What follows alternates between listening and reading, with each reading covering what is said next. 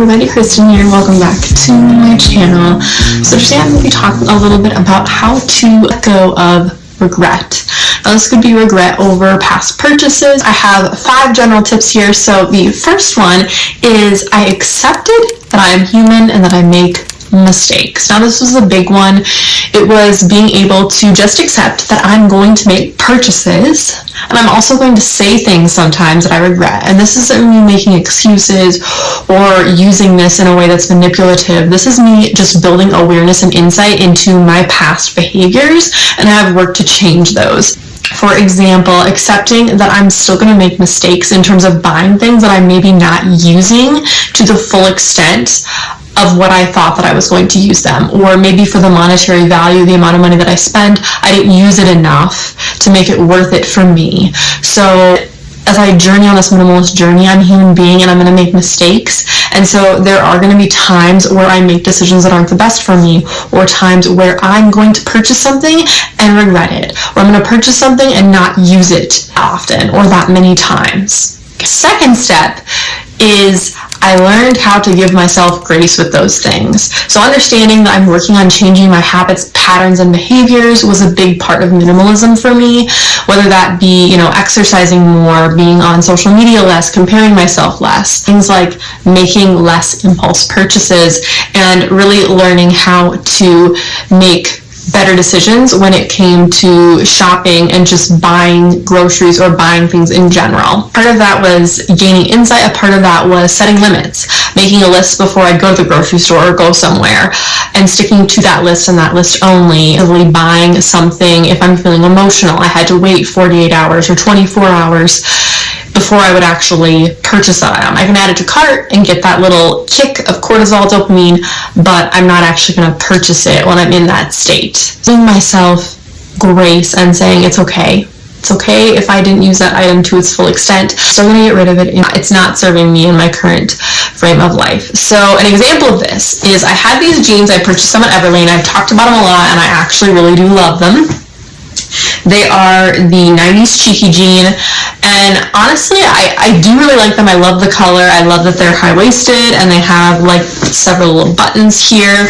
I absolutely adore them, but they don't fit me right. As you guys know, if you've been following my channel, I've had issues with my weight fluctuating a lot. So these don't work anymore. They're way too big. Like, they're not attractive. They're not comfortable. I'm picking them, pulling them up.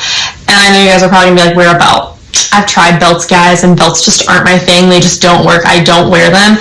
And even if I do wear a belt, the hip and crotch area are still too large. The third thing is learning to just say no. Now, whether this is saying no to other people and things that aren't good for you, maybe it's like overextending yourself socially because you're an introvert like me, or maybe it's simply saying no to buying certain things, buying things just because they're on sale, buying things because of that fear of missing out, that FOMO, buying things because you got an email notifying you that you have to have this item, buying things because the Instagram model had them on, or because your favorite actor or singer was wearing that dress or that blazer or that pair of jeans. Really setting limits in terms of what is going to work for you specifically, and just saying no. The next thing is allow yourself to just let go of any monetary or money thoughts, specifically with regards to money. So thoughts like, well, I spent way too much on this pair of pants. I spent $60, $70, $80, whatever the amount is, so I can't get rid of them because I've only worn them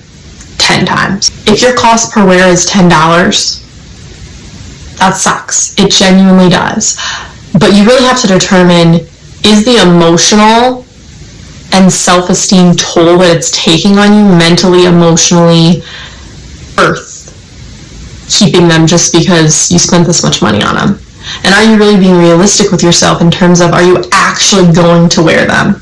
Because if they've been sitting in your closet for this long, it's probably because they don't fit right, you don't feel confident in them, like there's a reasoning behind it, right? Because of jeans, I really had to ask myself, okay, yeah, so cost per wear, if I divide it out and how many times I wore them versus how much I spent on them, it's probably close to like $9.